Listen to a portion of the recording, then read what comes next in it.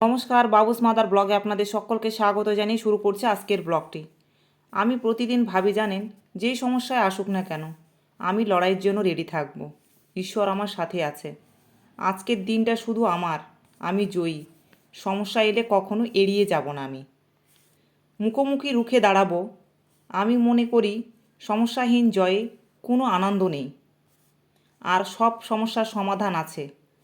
আমি কতটা কষ্টে আছি তা কেউ দেখতে আসবে না।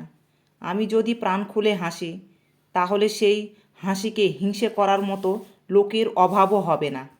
পারফেক্ট সময় আসবে সেই ভেবে বসেও থাকবো না আমি।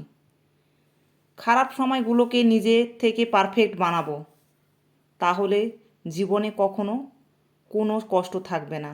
মানুষ বড়ই অদ্ভুত জানেন, ভদ্র আচরণকে দুর্বলতা ভাবে আর বদমেজাজকে ব্যক্তিত্ব।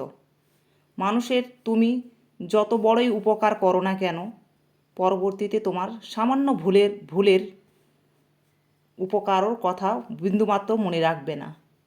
চালাকির দ্বারা কোনো মহৎ কাজ সম্পূর্ণও হয় না।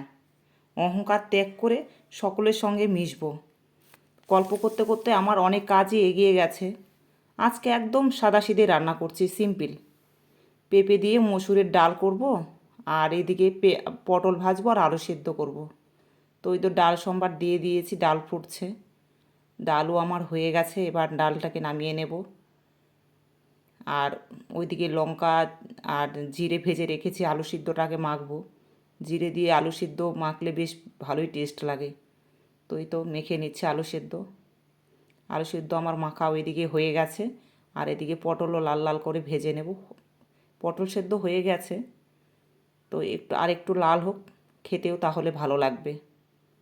তো এই তো হয়ে গেছে পটল ভাজা, আমার নামিয়ে নেব। ব্লগটি তাহলে এই পর্যন্তই।